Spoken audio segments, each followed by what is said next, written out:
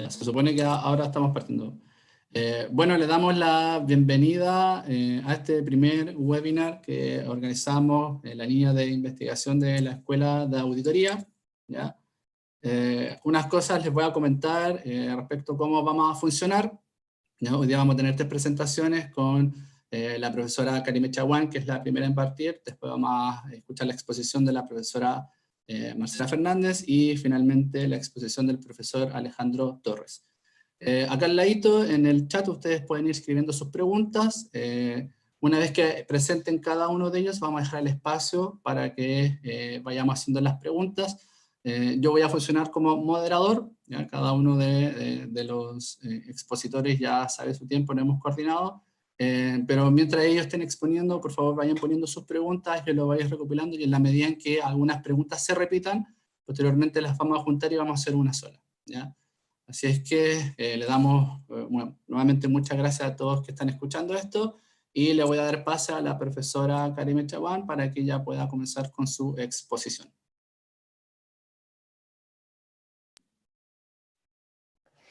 Hola, buenas tardes. Voy a comenzar con la exposición correspondiente a la presentación de CAPIC del año pasado, en que presenté un trabajo que estaba asociado al área de sustentabilidad con la temática de gobiernos corporativos. La presentación fue en Colombia, Santa Marta, para la Conferencia Académica Permanente de Investigación Contable. La temática era sustentabilidad y su incidencia en los gobiernos corporativos en las instituciones del sector bancario. Quien exponía era yo, la profesora Karime Chaguán, a nombre de la Universidad de Valparaíso. El resumen estaba asociado a que el propósito de esta investigación era vincular la sustentabilidad a través de los principios de la banca responsable con las bases de gobierno corporativo a través de las declaraciones públicas que presentaban las instituciones financieras bajo estudio. Estas fueron seleccionadas a través de lo que es el IPSA, ya por ser las entidades que tienen una mayor cantidad de transacciones bursátil y por ser las que más reflejan una posición dentro del mercado. ¿Ya? La metodología fue cualitativa, considerando ya que se realizó un análisis documental y la idea era generar una vinculación de tipo conceptual.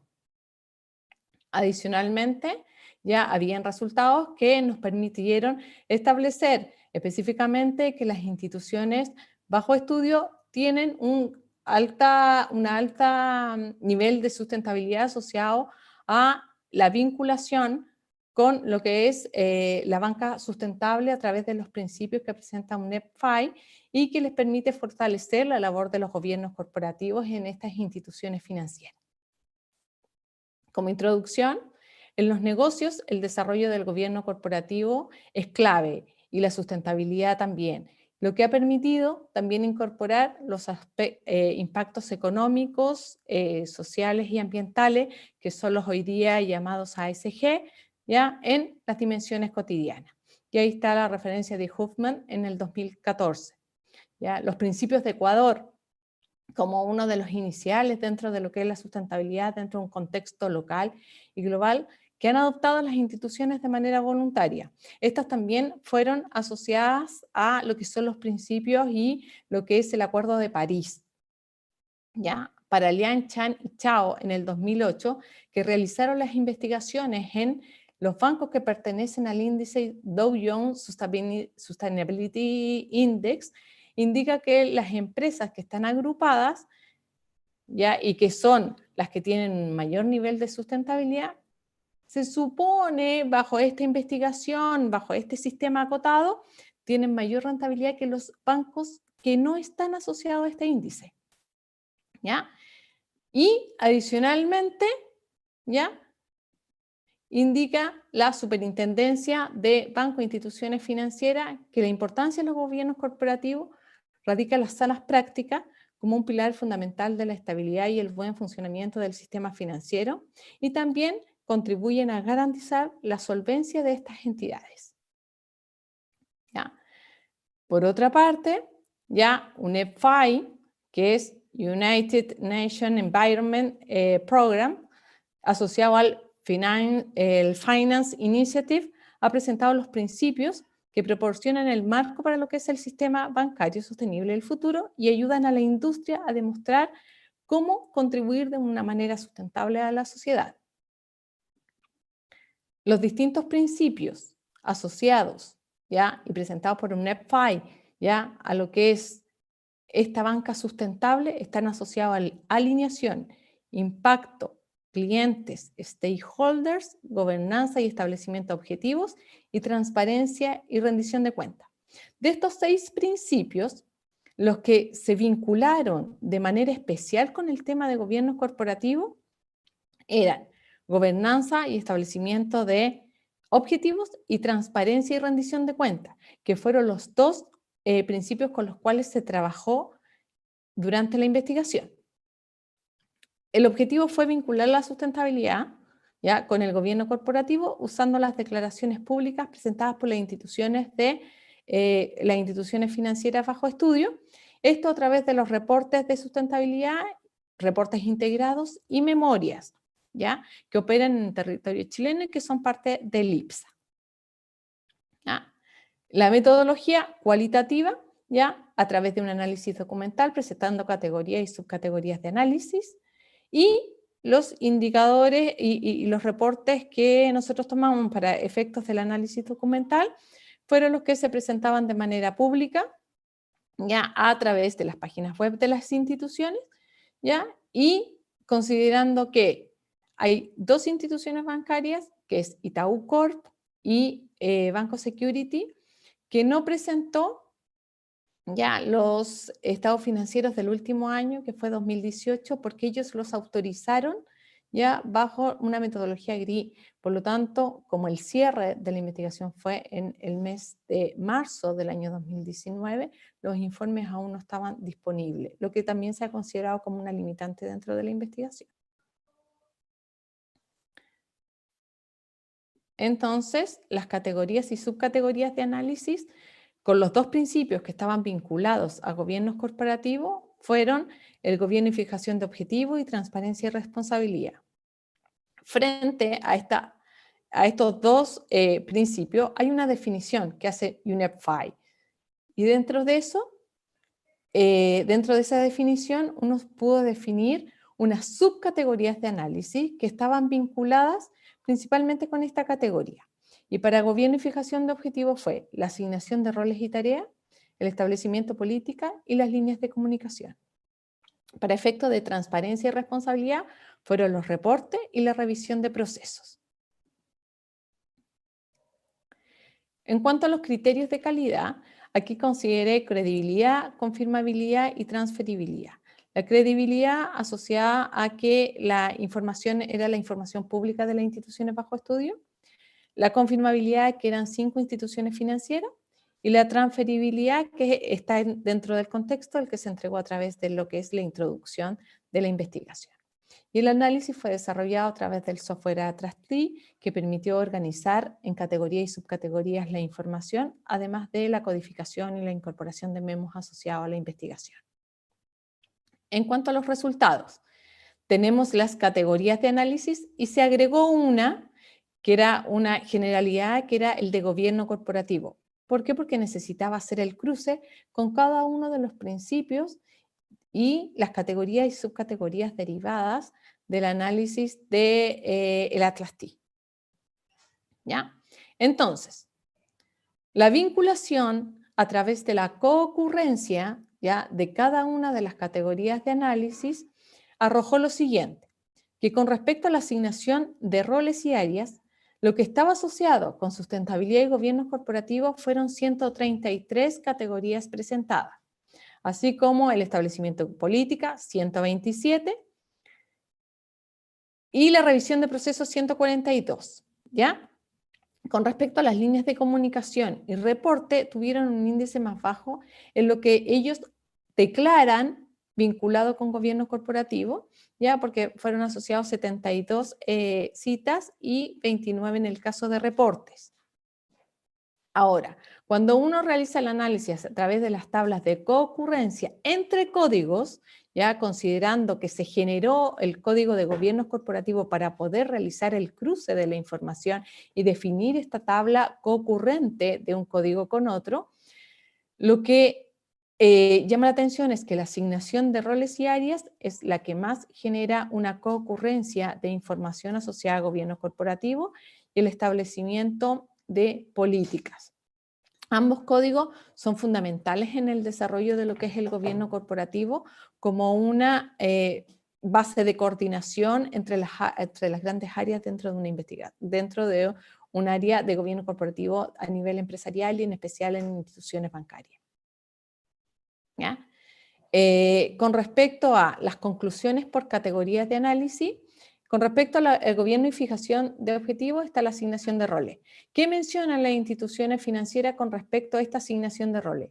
Que hay una potencialización de las áreas de gestión, que han generado reestructuraciones organizacionales, que hoy día estamos hablando de que existen comités de sustentabilidad con un foco asociado a la redefinición de una postura estratégica al interior de las instituciones, que hay reestructuraciones asociadas a áreas fundamentales dentro hoy día de cómo se desarrolla los negocios que están asociados a riesgo y ciberseguridad, programas y acciones tendientes a disminuir impactos ambientales, ya el fomento de buenas prácticas de gestión y obviamente el seguimiento de las prácticas de los principios de Ecuador y políticas socioambientales. Eso con respecto a roles y áreas. Con respecto a el establecimiento de políticas, se plantea que los directorios plantean los lineamientos asociados a las políticas corporativas, que una de las instituciones aprueba un documento asociado a los principios generales de gobierno corporativo. Hay políticas asociadas a sustentabilidad, ¿ya? Desde los principios generales y otras asociadas a cambio climático y gestión ambiental, creando y generando valor. También considera los principios establecidos en las organizaciones para la cooperación y desarrollo económico. Y hay una estrategia de sustentabilidad como una política de riesgo, de impacto social y ambiental, y también han generado manuales de procedimiento. ¿Ya? Con respecto a las líneas de comunicación, que si recuerdan era baja la relación que se generaba, pero también afectaba en el desarrollo de estas instituciones financieras, indicando que la comunicación con los clientes y la entrega de transparencia con respecto a los procesos, que se incorporaron métricas de gestión, ¿ya? Que existe un establecimiento y fomento de los canales de comunicación con proveedores. Las herramientas de comunicación más destacadas es el informe de sustentabilidad. En Chile, el informe de sustentabilidad como tal, nosotros los podemos ver en algunas instituciones desde el año 2010, 2009 en adelante, pero hoy día ha tomado más fuerza y vemos los reportes integrados o las memorias sustentables de manera más común en las instituciones y la comunicación como un elemento relevante en el desarrollo de un sistema de gestión integrado. En el caso de los reportes, ¿ya? Que hoy día es una temática, está el Global Reporting Initiative, que es uno de los temas fundamentales en el desarrollo de la entrega de información pública, ¿ya? Algunas instituciones nos mencionan realizar o haber realizado un benchmarking con respecto a los otros reportes de sustentabilidad, de considerar estándar y metodología del GRI, de que existen comités de sustentabilidad al interior de las instituciones para poder certificar los procesos y también cómo se elabora el reporte y qué información contiene. ¿Ya? El Comité de Sustentabilidad de las instituciones también aprobó estándares internacionales para certificar, ¿ya?, los procesos. Y con respecto a la revisión de procesos, se mencionan aspectos que son clave, como por ejemplo la medición de la huella de carbono, la relación y el mejoramiento con los procesos eficientes, la eficiencia de gestión en el órgano superior asociado a lo que es gobierno corporativo, y una de las herramientas que ha permitido simplificar los procesos y que se menciona como una herramienta fundamental en el desarrollo de lo que es gobierno corporativo y comunicación es el Data Analytics. ¿Ya?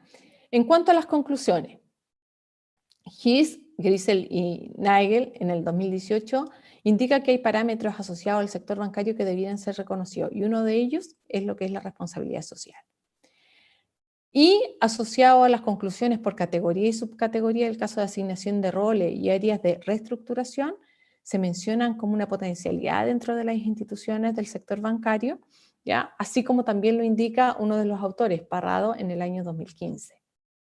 ¿Ya? Desde la visión de política, ¿ya? Asociada a la sustentabilidad derivada de las prácticas de gobierno corporativo, la comunicación se vincula de una manera en que genere un beneficio al desarrollo y gestión integrado de la institución.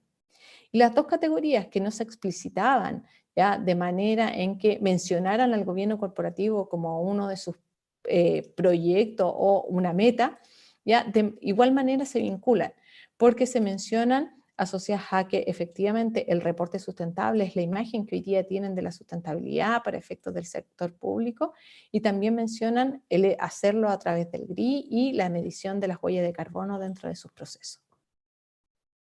¿Ya?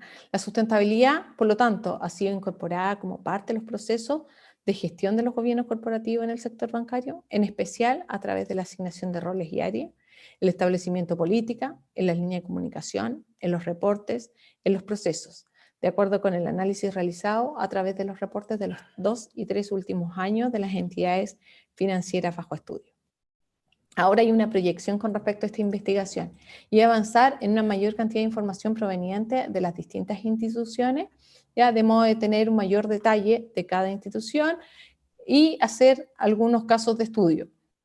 ¿Ya? Y la limitante en esta investigación fue la limitante de que la fecha de corte de búsqueda de captura de datos fue en marzo del 2019 y algunas instituciones no tenían la información ya subía y de manera pública, porque específicamente al hacer las consultas con estas instituciones indicaron que ellos estaban certificando ya su reporte, razón por la cual no lo habían subido dentro de la fecha de marzo y se subiría en fechas posteriores. Además, en el caso de Itaú Corp, había que considerar que venían después de una fusión, por lo tanto también eso hacía más complejo la entrega de los reportes. ¿Ya? Y finalmente dar las gracias y las referencias bibliográficas que no podían faltar, ya asociada a cada una de las entidades y el software utilizado para lo que corresponde a la recogida de datos. Muchas gracias. Bueno, muchas gracias a la profesora Karime. Ya, muy interesante su tema. Surgieron varias preguntas que aquí las tengo anotadas, así que al final de la sección vamos a plantear esas preguntas. ¿Ya? Según como está planificado también, se viene ahora la presentación de la profesora Marcela Fernández, ¿ya?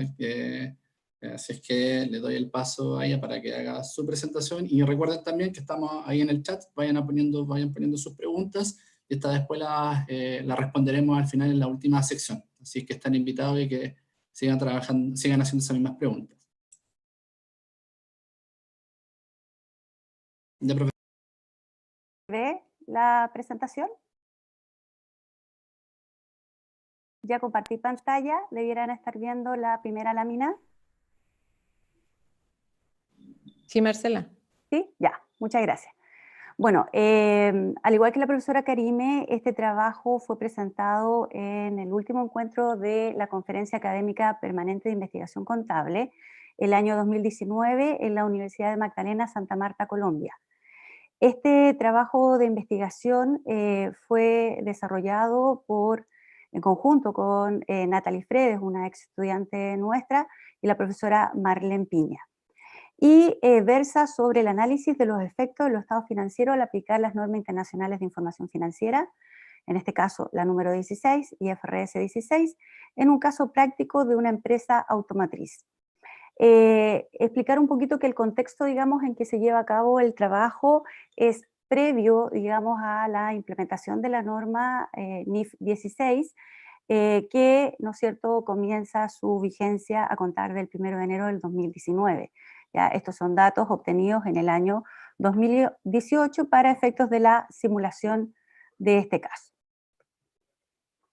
Bueno, a modo de introducción, indicar que las normas internacionales de información financiera, por cierto, son constantemente revisadas, ¿no es cierto?, y actualizadas en pos de mejorar la información y la transparencia de esta hacia los mercados.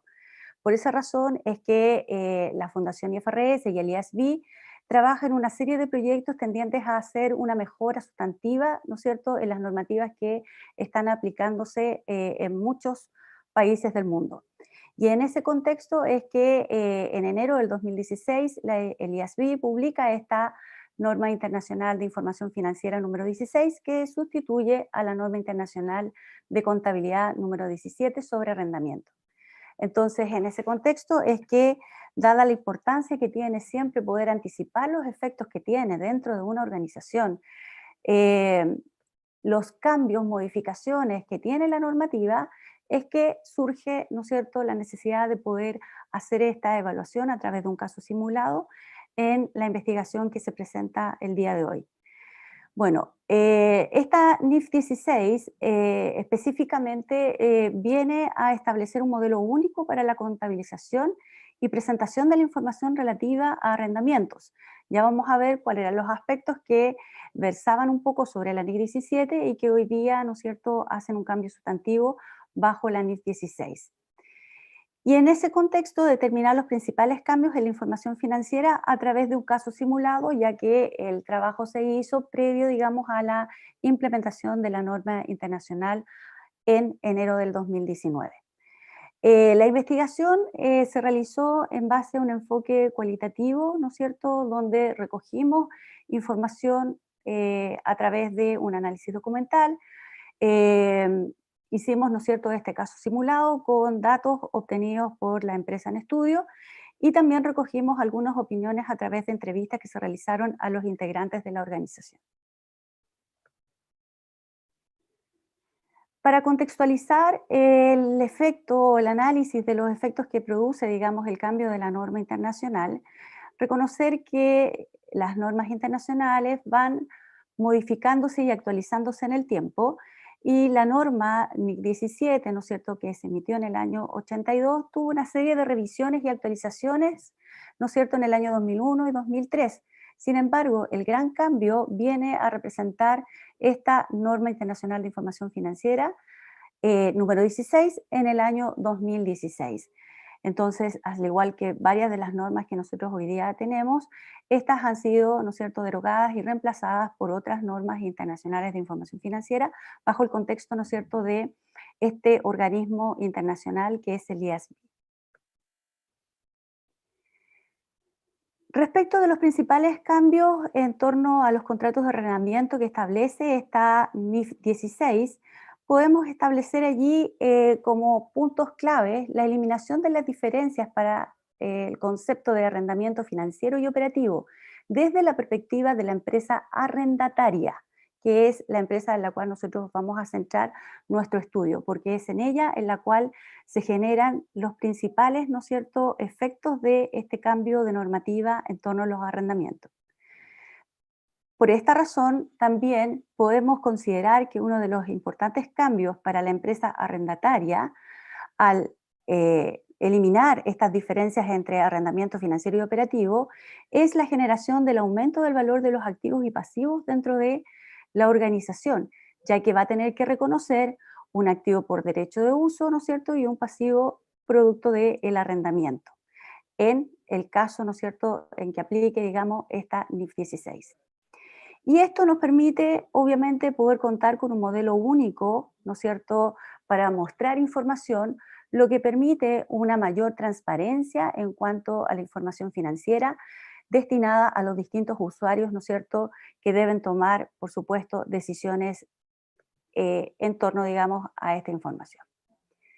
Señalar, ¿no es cierto?, que surgen distintas opiniones respecto de los actores principales en torno, digamos, a en los cambios normativos, ¿no es cierto?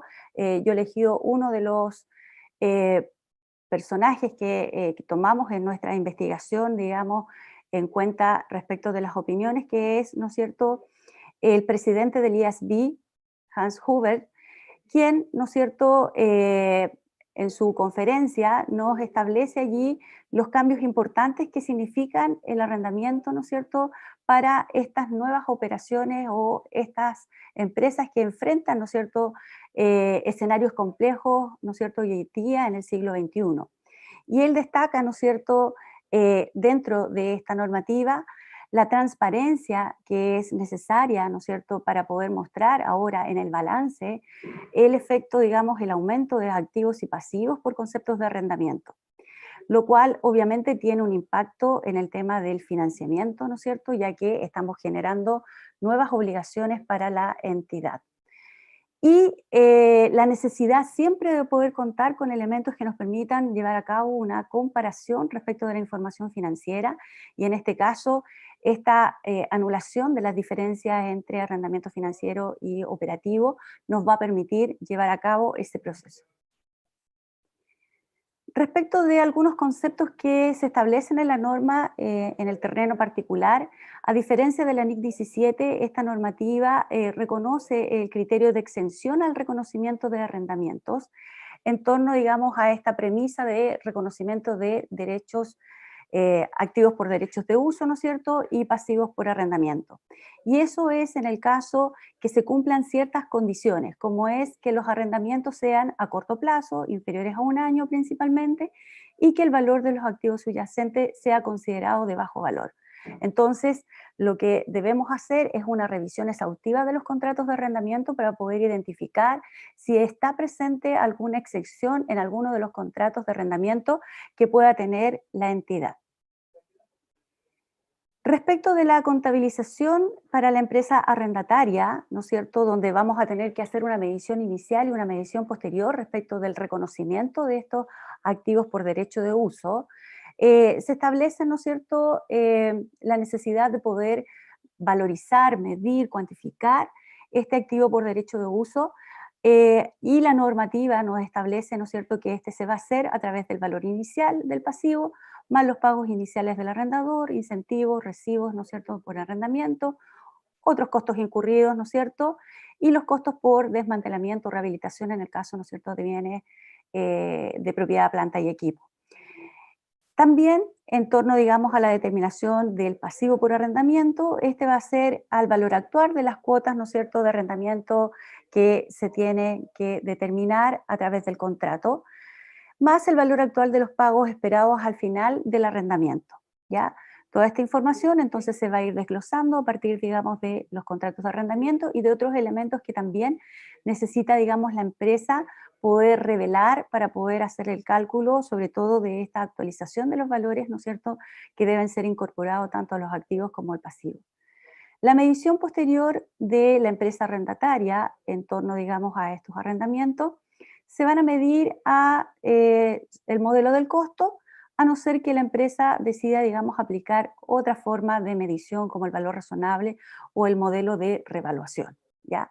Entonces la empresa va a tener la alternativa de poder definir y establecer cuál va a ser su modalidad, ¿no es cierto?, para reconocer estos arrendamientos a la fecha de presentación de los estados financieros. En el caso de la empresa arrendataria, también, ¿no es cierto?, hay un efecto en resultados en términos, ¿no es cierto?, de estos gastos por arrendamiento relacionados, en este caso, con el interés que se va a generar, ¿no es cierto?, a partir del reconocimiento de esta obligación o de este pasivo por arrendamiento. Ya vamos a ver en el caso particular cómo esto se materializó, ¿no es cierto?, en el efecto del estado de resultado y también en el estado de situación financiera a partir de la incorporación de los elementos que le acabo de mencionar y cómo ahora vamos a tener, ¿no es cierto?, que reconocer intereses en el estado de resultado, producto, digamos, de este pasivo que se genera por arrendamiento. En el caso de la empresa arrendadora, la NIF 16 no aumenta sustancialmente los requisitos, por lo tanto, para la empresa arrendadora sí efectivamente va a haber una identificación si el arrendamiento se refiere a una situación, ¿no es cierto?, de arrendamiento financiero o de arriendo operativo y tendrá que efectivamente dar cuenta de esta información a través del análisis de las características, ¿no es cierto?, que representan cada uno de estos conceptos que ya establecía, ¿no es cierto?, la NIC 17. Bueno, el caso que nosotros presentamos acá está relacionado con una empresa automotriz, la cual, ¿no es cierto?, tiene contratos de arrendamiento relacionados con con lugares, digamos, con locales donde obviamente ellos llevan a cabo su actividad principal, que está relacionado, ¿no es cierto?, con la venta de vehículos motorizados. En el caso simulado se revisaron los contratos de arrendamiento que la empresa mantenía y que tenían una vigencia desde el año 2016. Desde ese momento se mantenían 2 contratos de arrendamiento por locales que la empresa manejaba y se evaluaron si cumplían o no con los criterios establecidos en la NIF 16. En ese contexto se revisaron exhaustivamente cada uno de esos contratos para poder ir identificando si cumplían, ¿no es cierto?, con los criterios de exención o si les era aplicable, ¿no es cierto?, en este caso la NIF 16. En este caso, los contratos, ¿no es cierto?, superaban el periodo de un año y sus valores, ¿no es cierto?, no eran poco significativos como establece la NIF 16 para estar exentos de la aplicación de esta. Por lo tanto, estos contratos fueron, ¿no es cierto?, los que dieron origen a la revisión, ¿no es cierto?, y la simulación del efecto que iba a tener en la información financiera el cambio de normativa para esta empresa. El plazo del contrato, entonces, consideraba 5 años, ¿no es cierto? No había intención de no renovar ese contrato posterior a esa fecha. Las empresas estaban ubicadas en un lugar que era un lugar que ellos podían ser reconocidos, por lo tanto, se esperaba que esos contratos fuesen renovados, ¿no es cierto?, a lo largo del tiempo. También tuvimos que solicitar, ya que los contratos no establecían obviamente una tasa de interés implícito, información a la empresa respecto de una tasa de interés que pudiésemos, ¿no es cierto?, utilizar en este caso de simulación, y en este contexto la empresa nos dio una tasa de 3,5%, ¿no es cierto?, para poder hacer los cálculos en cuanto a la determinación de los valores actuales de estos pasivos, ¿no es cierto?, y activos que tenemos que considerar.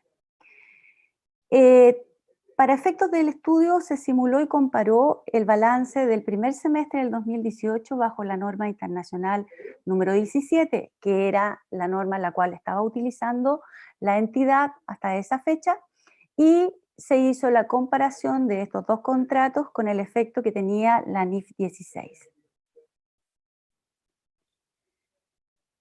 En torno, digamos, a esta investigación, entonces pudimos establecer que las características del contrato, de los contratos que tenía la empresa a esa fecha de estudio de la investigación, cumplían con los requisitos, ¿no es cierto?, para poder ser reconocidos bajo la NIF 16 en cuanto a que podíamos identificar el activo arrendado, el plazo de contrato era superior a un año, había intenciones, ¿no es cierto?, de renovar el destino y los costos y el valor del arrendamiento era bastante significativo para la entidad.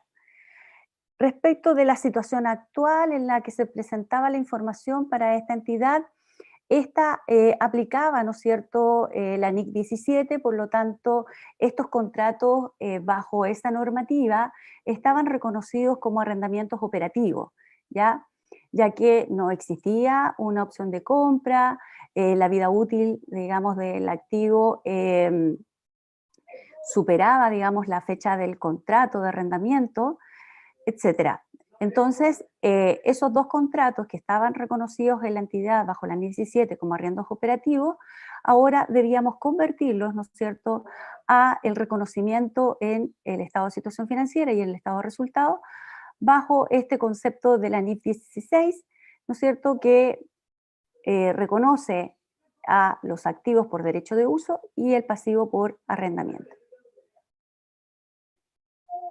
Se muestran acá algunas tablas asociadas, digamos, a los efectos que se generaron post hacer una simulación, por supuesto, en un informe extracontable, donde se incorporó, ¿no es cierto?, los registros asociados a esta variación o cambio que produce, digamos, en la norma internacional 16, la evaluación de los contratos de arrendamiento que tenía la empresa. Y ahí podemos observar, ¿no es cierto?, en este cuadro comparativo, el aumento que se presenta, ¿no es cierto?, tanto en el activo como en el pasivo de la entidad, producto del reconocimiento de este activo por derecho de uso y, obviamente, el efecto también en el reconocimiento de un endeudamiento, de un pasivo por arrendamiento. y su efecto obviamente en el patrimonio por las diferencias que allí se van a generar. En cuanto al resultado, también pudimos observar allí diferencias, ¿no es cierto?, que radican principalmente en la forma en la cual se reconocen bajo NIC 17 los arrendamientos, se reconocen bajo gastos, ¿no es cierto?, por el concepto de gastos de administración, y están imputados la totalidad de las cuotas anuales, digamos, de arrendamiento. Sin embargo, bajo la NIF 16 hay una parte de ese gasto que va como una disminución del pasivo y el interés va obviamente dentro de lo que es el estado de resultado, lo que hace que la utilidad por efectos de la aplicación de la norma internacional sea menor bajo la aplicación de la NIF 16. En este cuadro se muestra en mayor detalle, digamos, la composición de las partidas del estado de resultado, ¿no es cierto?, bajo esta comparación entre la NIF 17 y la NIF 16, pudiendo establecer allí, obviamente, el aumento de los gastos, ¿no es cierto?, financieros, producto de este interés que se debe calcular en torno, digamos, a este pasivo por arrendamiento, y la disminución, ¿no es cierto?, como gasto de administración de las cuotas, ¿no es cierto?, anuales que se llevaban directamente a resultados y ahora deben, ¿no es cierto?, rebajar el valor del pasivo cada vez que, ¿no es cierto?, se realice el pago de la cuota. Por otro lado, el reconocimiento de un activo por derecho de uso nos va a generar un efecto en la depreciación de los bienes que antes no estaban considerados dentro de la información financiera, ya que la empresa no reconocía ningún activo por conceptos de arrendamiento.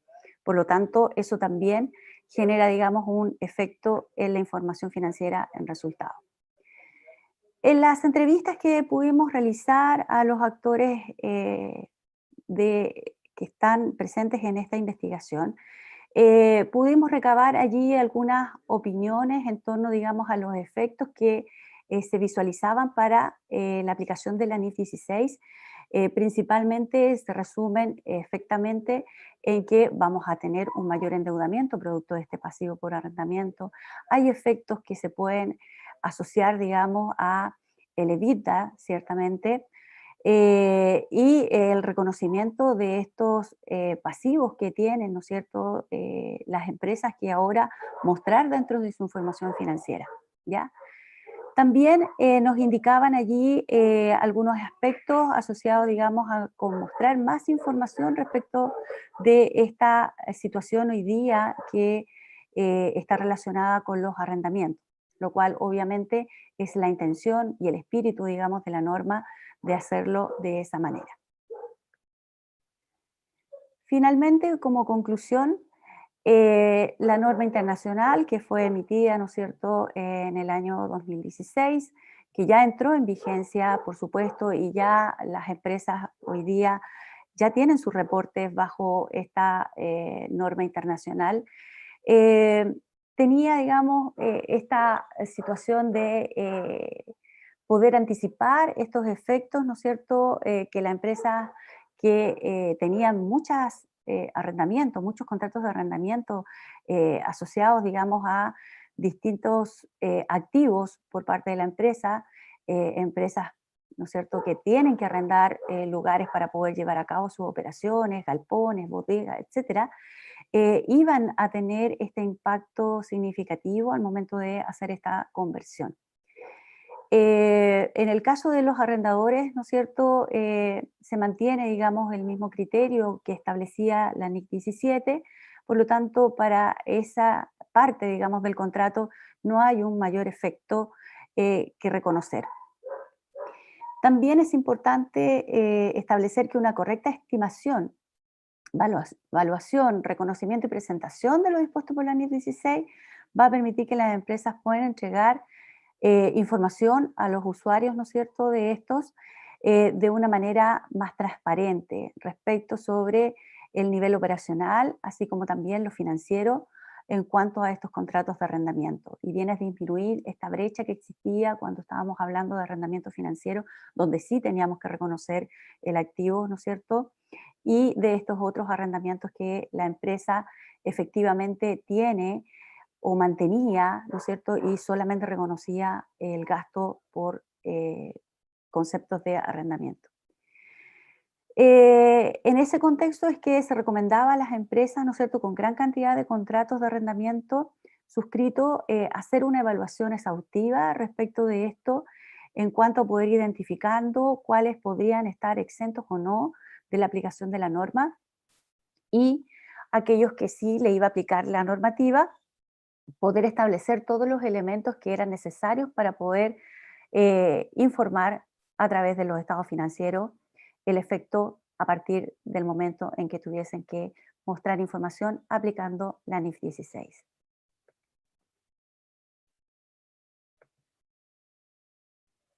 Bueno, esa ha sido la presentación.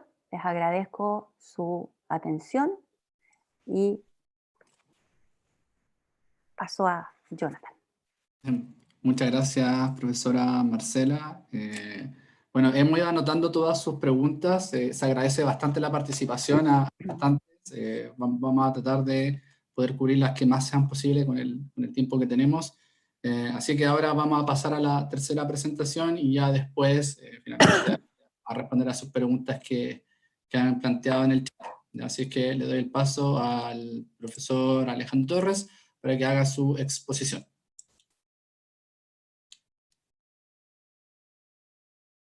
Hola, buenas tardes. A ver, primero que nada felicitar a mis antecesoras, muy buenas presentaciones ambas, muy claras. Lo que yo les voy a mostrar ahora es algo relacionado con un informe que emite el Banco Mundial y el rendimiento que tienen en los denominados hoy día ETF. Esto del título en inglés de la presentación no es por un tema de lucimiento, sino que porque asimismo fue presentado en un congreso en la ciudad de Sydney, Australia. ¿Y por qué es relevante ello? Es que llamó mucho la atención la forma de correlacionar dos elementos de información importante. Uno, por un lado, este informe del Banco Mundial, y otro, esto de algunos instrumentos que son muy novedosos del punto de vista de los inversionistas. Cuando uno trata de explicar de mejor forma esto de las inversiones, hay que entender que todos los instrumentos que se emiten, y por eso la foto ahí típica de Wall Street, es que en general tienen la dualidad de ser vistos como instrumentos de inversión y para quien vende este instrumento ser un instrumento de financiamiento. En ese contexto, se hace necesario hacer un recordatorio de lo que hoy día conocemos como instrumentos de financiamiento o inversión. Perdón, me salí de la pantalla. Ahí igual. En general, cuando uno mira un estado financiero y sobre todo un balance, las dos fuentes principales de financiamiento de una empresa está dado por los bonos, unos instrumentos que nosotros denominamos de renta fija, y por abajo del balance lo que se conoce como acciones o capital. En el caso de los bonos, en general, estos se valorizan en función de cuánto pagan en un futuro y traídos a un valor presente según una tasa de interés que nosotros denominamos explícita o una tasa vigente y de cotización cuando queremos calcular el bono a su valor de mercado. Cuando se trata de las acciones, la nomenclatura y en general la filosofía detrás de este tipo de valoraciones es la misma. Lo único que en vez de pagos futuros actualizados a un valor presente, es decir, a un valor actual, lo que uno proyecta son los dividendos. Y esas son las cantidades que uno recibe cuando es dueño de una cuota parte, como lo define la ley, del capital de una empresa, ¿no es verdad? Y por eso se denomina instrumentos de renta variable, porque la acción varía en el tiempo, sube, baja, y tiene ciertas tendencias. Entonces, ese dividendo proyectado en el futuro, traído a valor actual, podría a mí darme la sensación de encontrar qué valor tiene esa acción, y por eso los inversionistas compran y venden acciones constantemente, compran y venden bonos también, porque ambos se transan además en el mercado de capitales. aun cuando el bono sea instrumento de renta fija y aun cuando la acción, sin lugar a dudas, que es más atractiva porque es un instrumento de renta variable. Entonces lo que uno hace en la acción es tratar de comprarla, ¿no es verdad?, lo más barato posible para posteriormente, y como dicen ahí en la fórmula, venderla a un precio sub 1 al siguiente periodo, un mes, un año, 2 años, etcétera, y poder ganar el diferencial entre la compra y la venta y ganar también lo que me entrega a mí como dividendo en general esa empresa año a año, y es un tema que está muy de moda hoy día a raíz de la polémica de la distribución de dividendos, por ejemplo, de lo que le está sucediendo a Cencosud, que decidió distribuir el 80% de sus dividendos, de sus ganancias, en circunstancia que la ley chilena establece en protección a los accionistas minoritarios que puedan distribuir como dividendos como mínimo el 30%, ese es el mínimo legal. Lo que hizo Cencosud fue distribuir mucho más. Pero ¿a qué va esto de las acciones y los bonos para entender esto de los famosos ETF?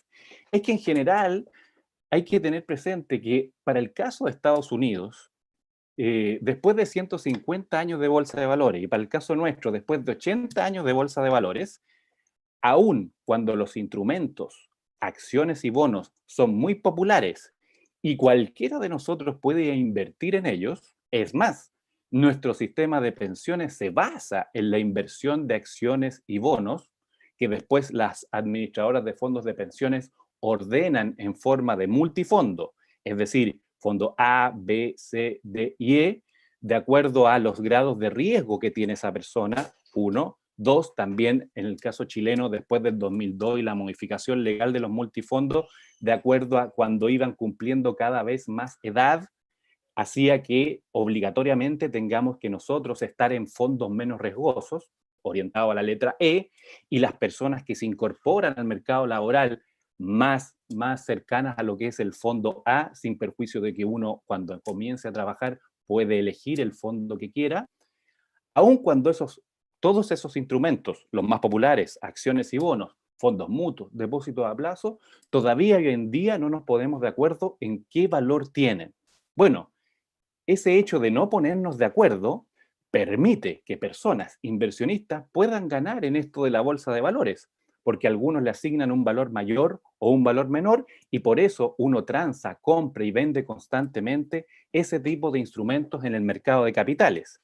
Bueno, imagínense ustedes entonces, y eso es lo que quise reflejar en este estudio, es conocer el valor de estos ETF, siendo que todavía ni siquiera nos ponemos de acuerdo en el valor de las acciones y los bonos. Ese es un poco el escenario, el contexto general de la investigación que les estoy presentando ahora. ¿Qué es lo que es esto de los ETF? Es una suerte de mezcla entre fondos mutuos y acciones.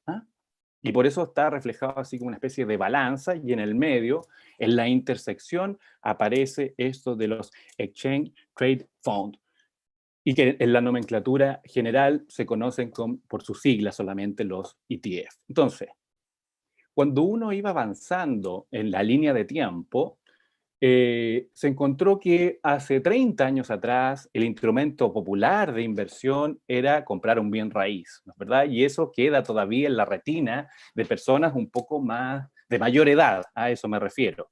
Comprar el bien raíz porque eso es una inversión segura, se valorizan en el tiempo, etc. Bueno, después existieron otros instrumentos y dijeron, ¿por qué no? Mejor le pasamos la plata a los bancos y creamos esto de los depósitos a plazo. ¿Pero qué problema tuvo? Que entregaba muy poca rentabilidad en el tiempo, ¿no es verdad? Porque tenía una tasa de interés baja, pero era un instrumento considerado seguro, ¿sí?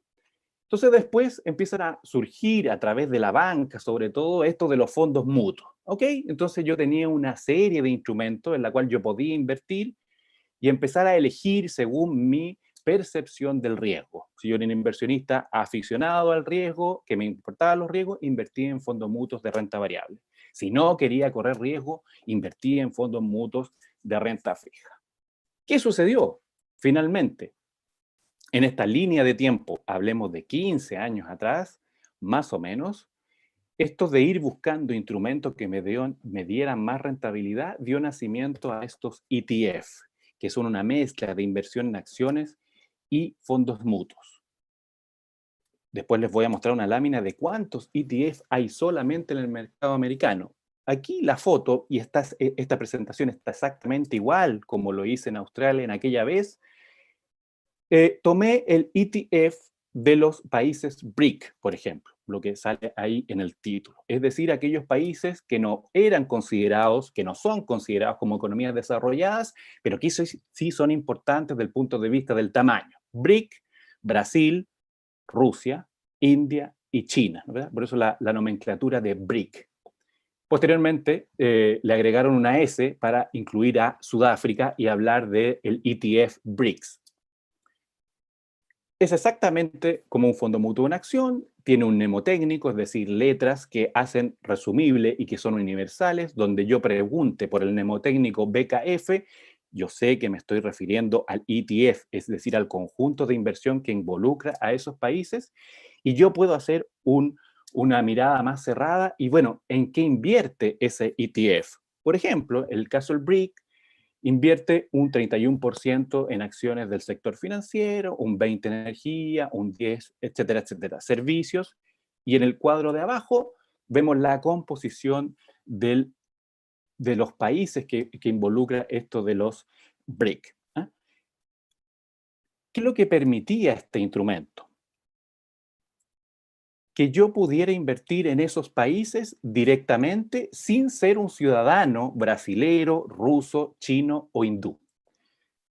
Entonces yo hacía, vía la compra de ese instrumento que estaba empaquetado, podía comprar acciones de empresas de esos 4 países aún yo estando parado aquí en Viña del Mar.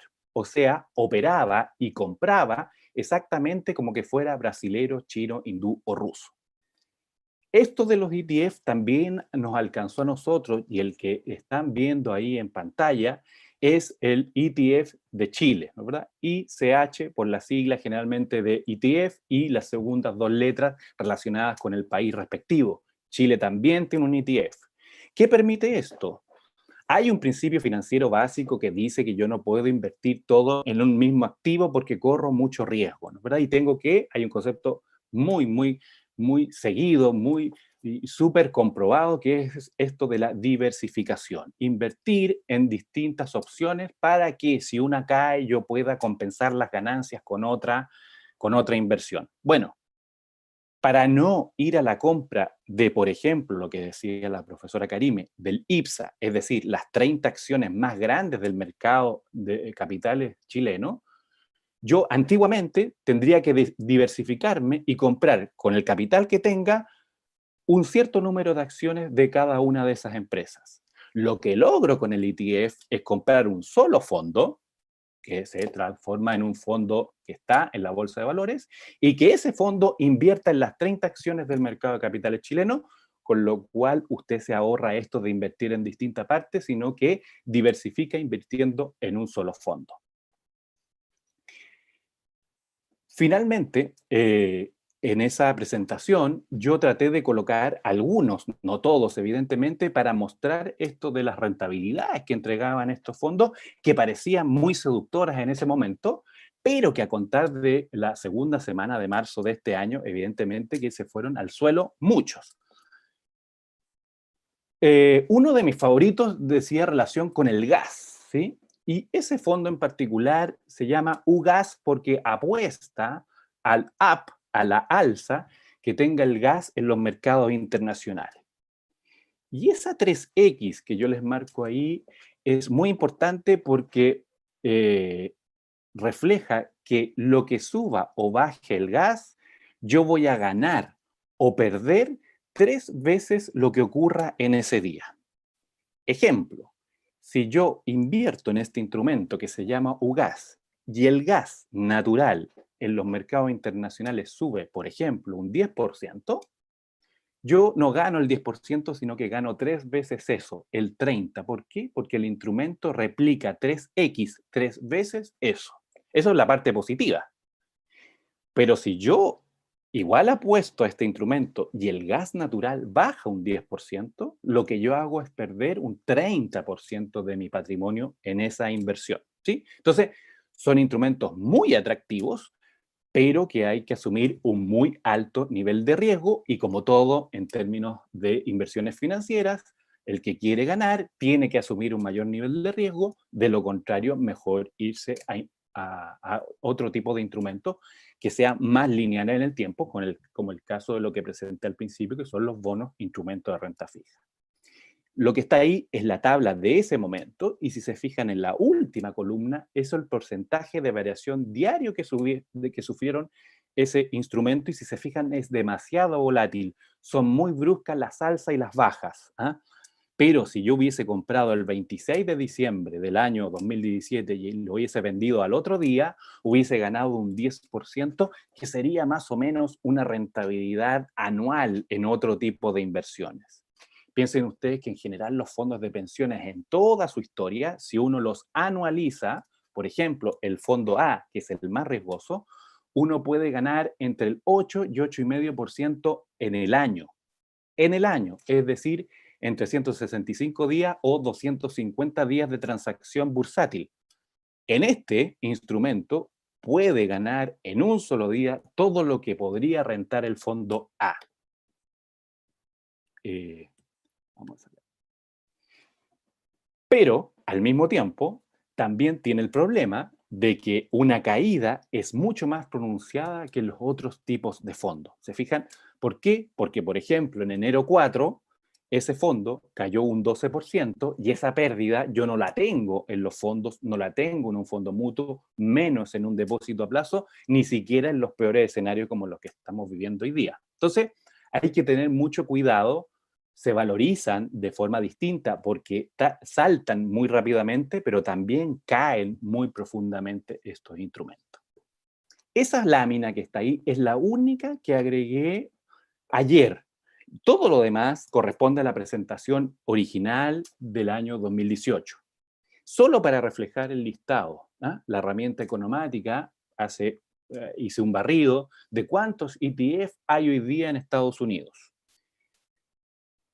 Tengo el 1, solamente la foto, para reflejar que al día de hoy hay 1.565 ETF solamente en Estados Unidos, ¿sí? Solamente en Estados Unidos. O sea, es una gran variedad de instrumentos, no los puedo ver todos y por eso tengo que hacer una selección muy cuidadosa, porque lo que uno está apostando ahí es parte de su patrimonio, parte de su ganancia, ¿ya? ¿Qué es lo que quise hacer con la investigación? Intentar relacionar de qué manera podía comprender el rendimiento de estos instrumentos que eran relativamente nuevos, solo relativamente porque tienen más de 15 años, pero las acciones y los bonos tienen más de 150, entonces es un instrumento relativamente nuevo. Quería conocer las nuevas alternativas de inversión de los ETF, determinar las principales variables que inciden en ese rendimiento y medir el impacto, ¿eh? Ese eran los objetivos específicos de la investigación, para tratar de entender algo nuevo y explicar, ¿verdad? Porque eso es lo que hace una investigación, aportar un poco más de conocimiento a esta mirada de las nuevas formas de inversión. ¿Qué es lo que finalmente hice? El Banco Mundial emite anualmente un informe denominado Doing Business. Es decir, esto para la que en la traducción después se lleva a que es la facilidad para hacer negocios en un país determinado. Y ranquea a los países en función de las variables que ustedes ven en la pantalla. La facilidad para hacer negocios, la apertura de un negocio, los permisos de construcción, la electricidad, el pago de impuestos, cómo se protegen a los inversores, el comercio transfronterizo, el cumplimiento de contratos y la resolución de insolvencia. Para el caso chileno, el último punto fue el que nos permitió entrar a la arena internacional, porque nosotros, y lo estamos viviendo hoy día con lo que es la superintendencia de quiebra, no teníamos una legislación que permitiera tener una salida alternativa antes de quebrar. Y es lo que le está ocurriendo, por ejemplo, a la empresa Enjoy, el casino de Viña del Mar, donde a través de un juicio puede salvar la situación actual antes de caer en la insolvencia o en la quiebra. Esa institucionalidad hace 7 años atrás en Chile no existía, y después de la publicación de la ley, nosotros tenemos un mecanismo de resolución de insolvencia. ¿Qué provocaba esto? Que en los rankings internacionales Chile quedaba siempre encabezando a nivel latinoamericano, pero no podía competir con los demás países. Pero después de la ley de quiebra sí que mejoró en ese puntaje y quedó bastante bien rankeado. Entonces, finalmente lo que intento hacer es explicar cómo estas variables inciden finalmente en estos instrumentos, en estos ETF de 34 países que a esa fecha tenían este tipo de inversiones como posibilidades a los inversionistas de todo el mundo. Entonces, en cada una de las variables indicadas anteriormente, lo que hicimos fue tratar de explicar y ordenar en función del rendimiento del ETF de ese país y el puntaje que se le asignaba según el informe del Banco Mundial, con los siguientes resultados bastante interesantes. Primero, como hay muchas variables, lo que tuve que hacer una correlación múltiple. Entonces, esas variables explicaban el rendimiento del país, del ETF de ese país, en un alto porcentaje, en un coeficiente ahí de correlación, que es lo que uno dice técnicamente, de más del 70%, ¿sí? Entonces, el estudio muestra que hay un grado directo de relación entre las variables analizadas y el retorno de los ETF. Todas las variables, la facilidad para hacer negocio, la protección de datos, insolvencia, pago de impuestos, inciden positivamente en la variación, rentabilidad, TIR, tasa interna de retorno de estos instrumentos, ¿sí? Estos ETF permiten cumplir, número 4, con uno de los postulados básicos en el ambiente financiero, que es lograr diversificar, ¿sí? Y lograr la globalización. Yo invierto en estos instrumentos exactamente como que fuera un ciudadano de esos países, ¿sí? Y aquellos mejores retornos, obviamente, en la conclusión 5, está representado precisamente por aquellos ETF que replican el índice de los países mejor rankeados, ¿sí? Una correlación múltiple, como dice en el punto 1, de más del 70%. En ese contexto, entonces, concluimos que aquellos países que tienen una facilidad para hacer negocios y están bien rankeados en el informe del Banco Mundial, sus ETF representativos también presentan una mayor rentabilidad del punto de vista de interés de los inversionistas. Eso, muchas gracias. Bueno, muchas gracias Alejandro por tu presentación. También agradecemos la participación en el chat. Hemos recibido muchas preguntas. Vamos a tratar de responder lo más posible dentro del tiempo que nos queda. Así es que pasaré a comenzar a hacerle las preguntas a cada uno de los expositores. Hay bastante buenas preguntas, varias de ellas muy interesantes. Y bueno, no se molesten si no alcanzamos a ver algunas de ustedes. El tiempo es bastante corto, así es que sin más preámbulo vamos a partir inmediatamente con la primera pregunta, ya que es para la expositora Karime, que dice que ¿qué importancia tiene la sustentabilidad en la empresa y cómo participa o incide los gobiernos corporativos en la responsabilidad social?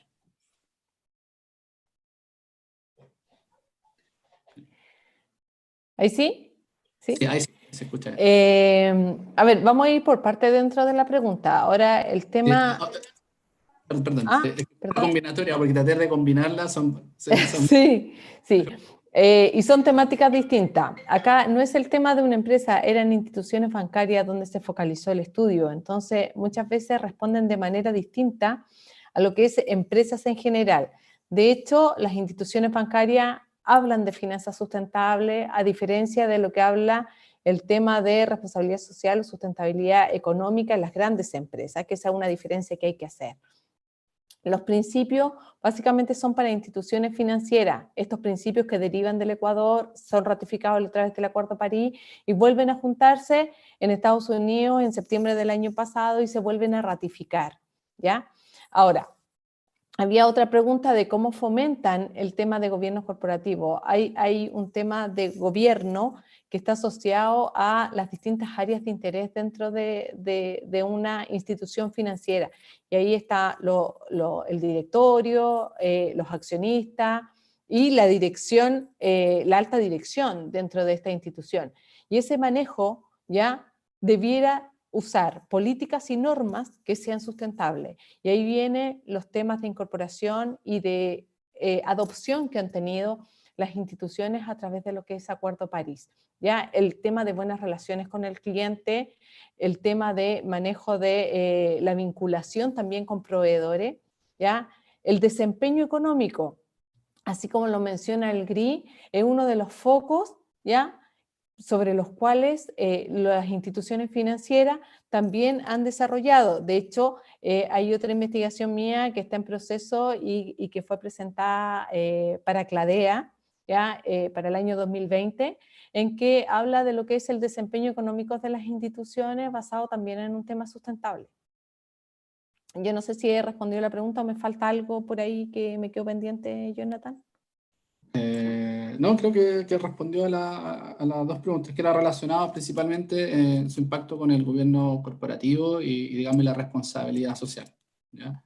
Bueno, de todas maneras, si queda ahí algo en el tintero, bueno, pedimos las disculpas correspondientes, pero tenemos un tiempo más o menos acotado, ¿ya? Así que muchas gracias, profesora Karime. Marcela, otra de las preguntas que están acá, profesora Marcela, es cómo se ve afectado el sistema de información y control interno en los cambios de la NIF 16. Y esto me gustaría también conectarla con otra pregunta que también genera sobre el impacto de este cambio, pero respecto tanto a la empresa que es arrendadora como a la que arrienda. O sea, digamos, ellos están preguntando el impacto al control interno y este cambio cómo impacta también a la empresa arrendadora y cómo a la que arrienda. Ya, bien, en términos, digamos, de los sistemas de información, por supuesto que este cambio en la normativa requiere, digamos, la incorporación de nuevos elementos dentro de la información, que son estos derechos, estos activos por derecho de uso, digamos, y este pasivo por arrendamiento, que no existía dentro, digamos, de la información de estas empresas. Hay una categoría diferente que hay que reconocer, distinta, digamos, a un elemento de la empresa asociado a otros conceptos de activos y pasivos, por lo tanto vamos a tener que hacer un ajuste en ese sentido al incorporar. Eso desde el punto de vista de la empresa arrendataria, porque en el caso de la empresa que arrienda, la arrendadora, tal como lo expliqué, digamos, en la presentación, no hay cambios significativos en torno a cómo se han estado tratando los contratos de arrendamiento hasta la fecha. Por lo tanto, la empresa arrendadora sí va a tener que seguir haciendo la diferenciación y estableciendo los criterios que la norma establece para clasificar un arriendo financiero o un arriendo operativo. Y por supuesto que los efectos en términos de control interno asociados, digamos, a estos elementos que se agregan y donde tenemos documentación mercantil que vamos a tener que revisar en el contexto, digamos, de que se cumplan con los criterios, digamos, de la norma internacional, también van a tener que ajustarse, digamos, a la revisión, digamos, del cumplimiento de las exigencias de la normativa, de modo que tengamos los contratos realmente clasificados como corresponden. En este caso, que sean contratos exentos de la aplicación de la NIF 16 o que sean contratos que van a estar aplicados sobre la NIF 16. La NIF 16. Muy bien, muchas gracias.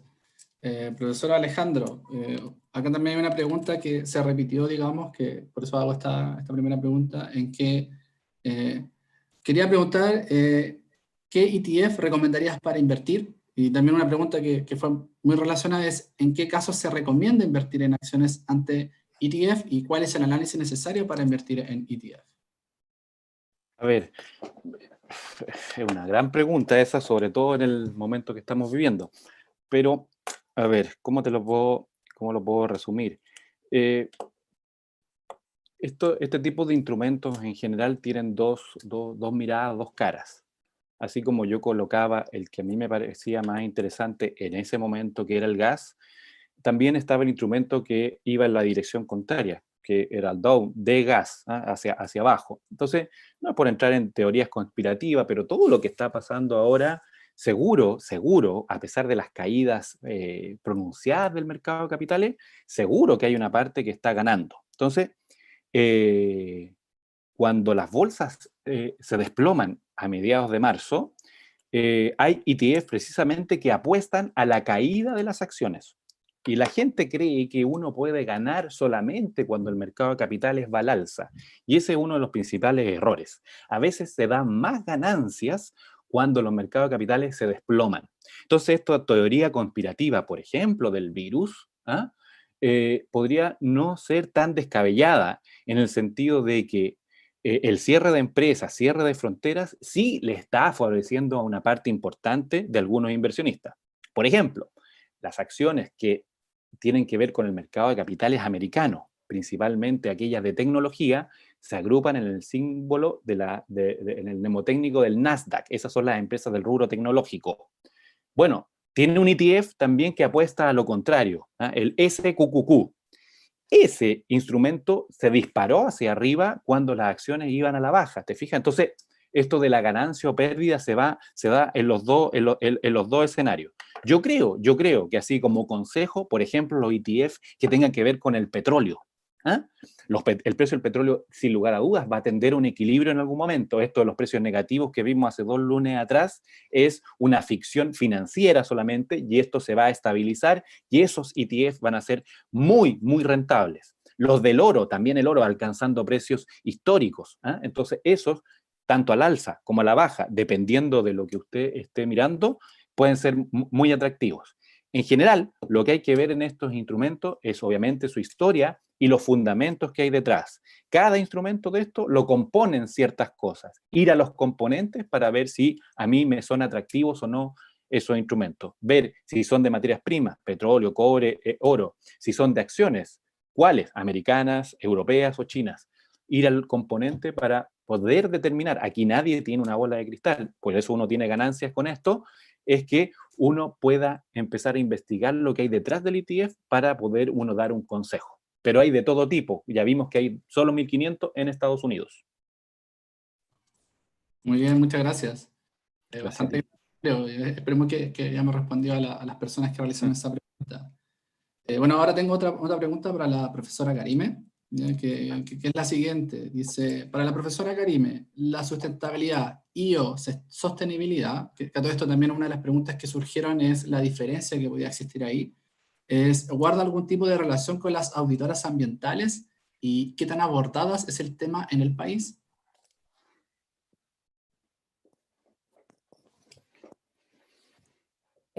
El tema comenzó con un tema de sostenibilidad en algún momento, ya después de lo que era responsabilidad social empresarial.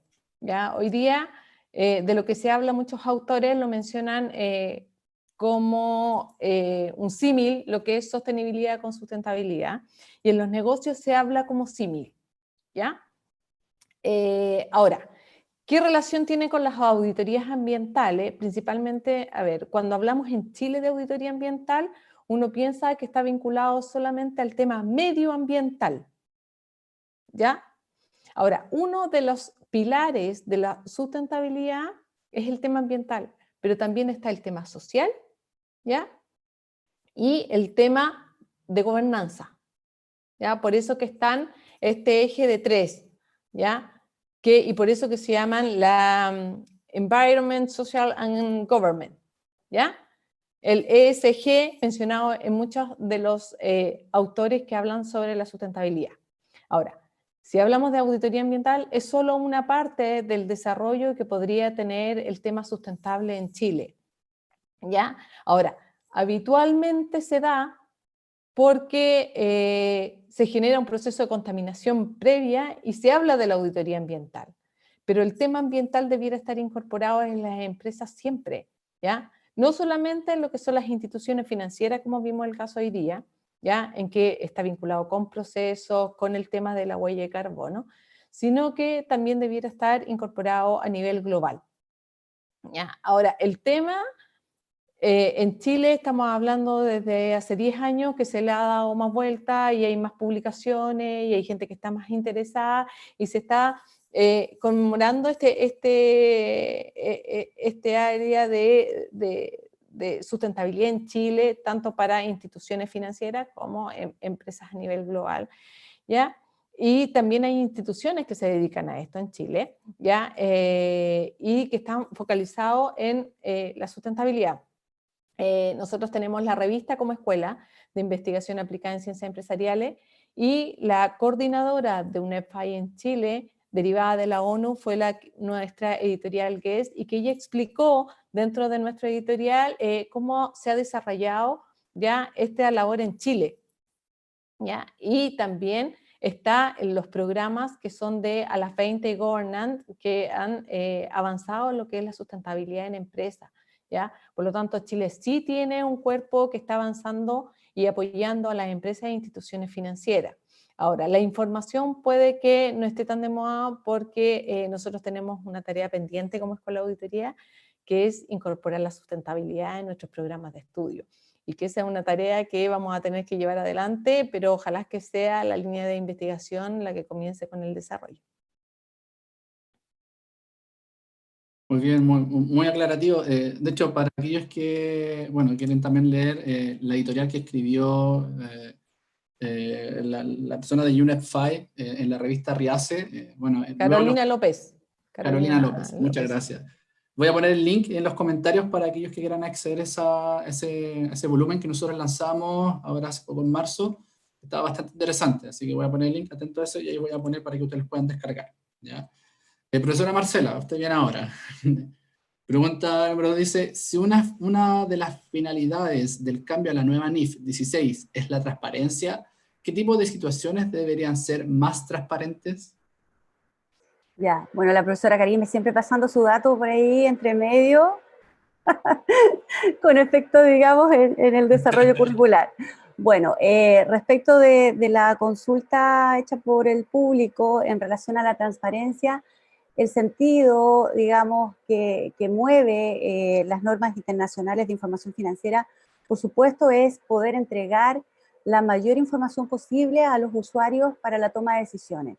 Y en este contexto, estas diferencias que se generaban entre el arrendamiento financiero y el arrendamiento operativo, donde en un caso sí se reconocía, digamos, el activo por la empresa arrendataria, ¿no es cierto?, y el pasivo que esto generaba por las cuotas por pagar de arrendamiento, no lo era en el caso del arrendamiento operativo, siendo que teníamos, por ejemplo, arrendamientos bastante largos en términos de plazo, contratos por 10 años, donde la empresa, ¿no es cierto?, tenía la posibilidad de ajustar las instalaciones, por ejemplo, para poder llevar a cabo sus procesos de gestión, y eso, digamos, de alguna manera no era reflejado, así como también estas cuotas futuras que la empresa iba a tener que desembolsar para efectos, digamos, de instalar, y aquí, bueno, hay algo que nosotros también, desde el punto de vista, digamos, como universidad, en los procesos, cuando hemos estado en términos de revisión de los bienes inmuebles que posee la universidad y que están arrendados, el cuestionamiento de la duración, de la permanencia y de la estabilidad de una empresa también está en el sentido, digamos, de poder mantenerse en un lugar en que es reconocida, digamos, su funcionalidad. Por esa razón, en este contexto, los arrendamientos bajo la NIF 16 muestran ahora en los estados financieros, ¿no es cierto?, esos activos que la empresa está utilizando, está controlando para llevar a cabo sus actividades, ¿no es cierto?, operativas, administrativas, etcétera. Y por ende, también el pasivo que esto conlleva en términos de que hay una obligación, porque esperamos que ese contrato se cumpla en ese tiempo que es bastante significativo, ¿no es cierto?, para la empresa en cuanto la mantiene en un lugar físico que evidentemente le permite poder desarrollar sus actividades en forma normal. Entonces la idea es poder equiparar esa información que se revelaba bajo estos arrendamientos de carácter financiero y que también de alguna manera afectan, digamos, al concepto operativo en este caso, y permite ahora sí mostrar esa información dentro de los estados financieros. Se muestra en el balance, se muestra estos activos y estos pasivos. Muy bien, muchas gracias, profesora. Y bueno, profesor Alejandro, bueno, lamentablemente vamos a dejar por temas de tiempo para que no se alargue mucho, quedan varias preguntas en el tintero, ¿ok? Pero vamos a hacer esta última pregunta. Agradecemos a todos que hayan participado. Antes de pasar a la última pregunta, dejo el aviso que ya la próxima semana vamos a seguir continuando con estos tipos de webinar, y también atentos que van a haber muchos más durante todo el semestre. ¿Ya? Así es que queda nuevamente, se da el aviso y que queda la invitación para los siguientes webinars de los distintos temas que nosotros trabajamos e investigamos dentro de la Escuela de Auditoría. Ya tanto en la carrera como de Ingeniería en Información y Notas de Gestión, como en la carrera de Auditoría. Yo tengo esta pregunta para el profesor Alejandro, que dice lo siguiente. Hace un par de años se señaló perfeccionar el sistema de AFP con el uso de las ETF. Y aquí se identifica que es el Exchange Traded Pension Funds, ¿ya? O los ETPFs. ¿Okay? ¿Esto significaría incrementar el riesgo de pérdida de los cotizantes? Y antes de pasar a la pregunta, hay un mensaje que bueno, mandan las felicitaciones al profesor también Alejandro por la linda camiseta que tiene en la espalda. Así que eso también creo que sería importante entregarlo. Eso. Gracias. Sí, bueno, uno puede traicionar al equipo de fútbol de sus amores, ¿eh? Eso hasta la tumba. Bueno, malo, chico, grande, el equipo de uno. A ver, efectivamente, pasa lo siguiente. Y aquí lo que uno responda puede parecer que toma una posición a favor o en contra del sistema. Lo que yo quiero que tengan presente acá, que esta es una opinión técnica. Y después cada uno podrá bombardear o aplaudir el sistema de pensiones que tenemos. Eso por una parte. Dos, el sistema de pensiones en general, y sobre todo lo que vimos a fin del año pasado y hace mucho tiempo atrás, es que las pensiones no alcanzan, ¿ya? Pero no alcanzan por el sistema de remuneraciones, no por el sistema de pensiones, ¿ya?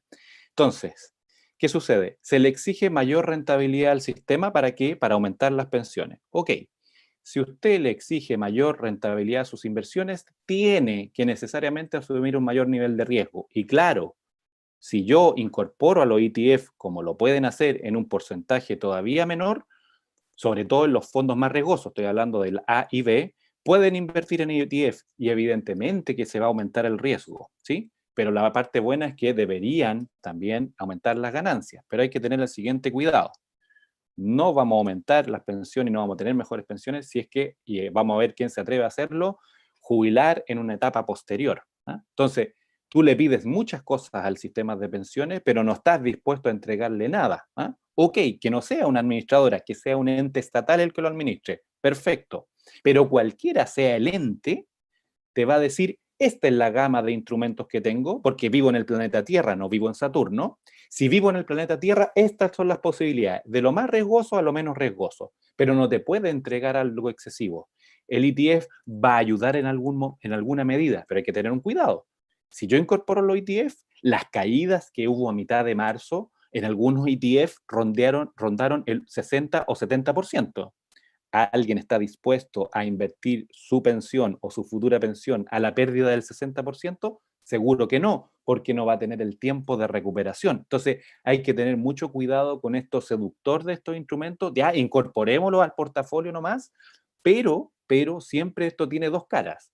Rentabilidad, pero mucho más nivel de riesgo también. Entonces tiene que ser muy acotado por los organismos reguladores para que sean instrumentos que verdaderamente tengan más o menos, es imposible manejar el riesgo, si no pregúntanos ahora cómo estamos viviendo con el virus, en los mercados internacionales. ¿Te fijas? Esto era impensado, esto no es una crisis ni siquiera financiera, ¿no es verdad? Esto es, apagamos un switch y eso no estaba en ningún modelo, ni siquiera en los de los ETF, ¿te fijas? Entonces, cuidado de ese punto de vista, pero sí, va a aumentar el riesgo de los inversores. Por eso mejor se va a los fondos de menos riesgo. Sí, bueno, esos riesgos ni siquiera estaban en los FODA, yo creo que cualquiera que puso en los FODA, la era pandemia... apagar, o sea, la economía puede caer, pero no apagar el interruptor de un día para otro. Eso no estaba en la historia. Bueno, quedan muchas preguntas en el tintero. Yo creo que es imposible responder todas las preguntas. Vamos a tener que buscar alguna forma de que esas preguntas que son bastante interesantes sean respondidas. Agradecemos desde ya la participación, la presencia y la participación acá de los exponentes, de la profesora Karime, la profesora Marcela y el profesor Alejandro. atento a las siguientes que vienen. Ya el próximo viernes hay una agendada, se le va a entregar la información de la exposición de la profesora Marlene Piña, Natela Cuadra y la profesora María Angélica Piñones. Así es que se van a mandar las invitaciones para que ustedes puedan acceder. Vamos a seguir con esta misma dinámica. Y nada pues agradecer por toda la participación, una rica audiencia, el número se mantuvo bastante y hubo hartas preguntas. Así es que eso, pues, espero que les haya gustado. No sé si alguien quiere decir algunas palabras, profesores.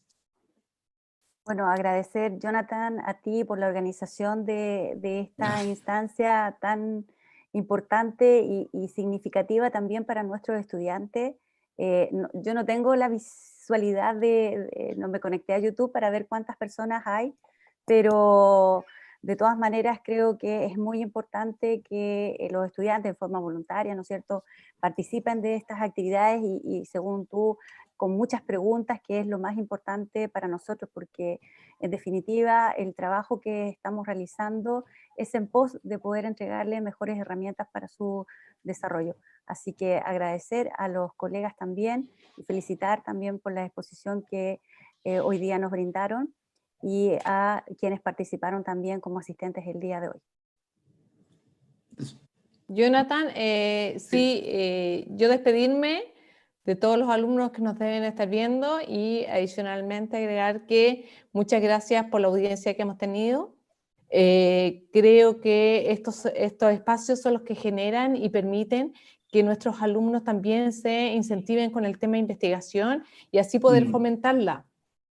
Es una carrera y es un paso que es distinto al resto de lo que habitualmente en la universidad están focalizados, ¿ya? Pero la investigación también tiene que tener personas que sigan en ella y que se interesen y que formen parte también de los procesos en los cuales podemos ir más allá del contenido que hoy día existe y poder avanzar también en los temas del conocimiento que están asociados a nuestra carrera profesional. Así que este es el inicio. Nosotros como las coordinaciones de investigación vamos a seguir fomentando el desarrollo de estas investigaciones y en la medida que nuestros profesores y también nuestros alumnos puedan avanzar en el desarrollo de la investigación, obviamente tenemos que generar los espacios para que estas investigaciones puedan ser conocidas por el resto, no solamente de nuestros estudiantes, sino que también de otros académicos y de otras instituciones. Ya tenemos la invitación también para hacer el fomento de la investigación a través de CAPIC, ¿ya? Que se va a desarrollar en el segundo semestre y obviamente vamos a estar invitados organizando este webinar, si es que así y aún estamos desde nuestras casas. Así que con CAPIC vamos a seguir desarrollando lo que es el fomento de la investigación a través de la investigación cualitativa, que es lo que habitualmente piden a la Universidad de Valparaíso. Así que la organización, Jonathan, creemos que la podemos compartir, así que vamos a seguir avanzando en los procesos de investigación y también fomentando los congresos, los seminarios y las publicaciones. Muchas gracias. Mira, yo también sumarme a todos los agradecimientos, los que nos están escuchando, obviamente, y agregar varias cosas. Primero, uno, que lo que hablamos nosotros tres tiene mucha relación. Y eso es importante darlo a conocer. ¿Por qué? Porque si yo estoy hablando de instrumentos de inversión, la industria automotriz, que es lo que expuso Marcela, tiene también sus instrumentos de inversión y su ETF en Estados Unidos. De esos 1.500 hay varios de industria automotriz, por ejemplo. Del otro punto de vista, de sustentabilidad, hay muchos otros ETF que invierten solamente en aquellas empresas que son sustentables.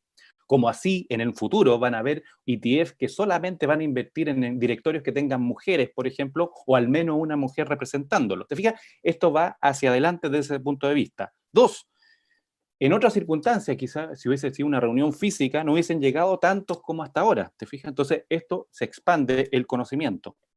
Y por otro lado también, cuando a mí me correspondió hacer la presentación, entender que este es un equipo, que somos todos. Y aunque a mí me haya correspondido viajar hasta Australia, hasta Sydney, en un viaje muy largo, pues la gente dice, los académicos van de vacaciones a exponer un trabajo. Sí, evidentemente que no podría negar que no conocí la ciudad, obvio que la conocí, pero un pedazo de nosotros, un pedazo de la escuela de auditoría estuvo presente en Sydney, Australia, y a lo mejor había 100 personas o a lo mejor había 10 solamente, pero estuvimos ahí. Y entender que este mundo es muy pequeño, muy globalizado, a pesar de lo que estamos viviendo, tenemos que entender eso de que tenemos que sentar presencia, aunque sea pequeña, aunque sea paso a paso, en otras latitudes, en este caso, en otras universidades, en otros continentes. Entonces, yo me quedo con eso.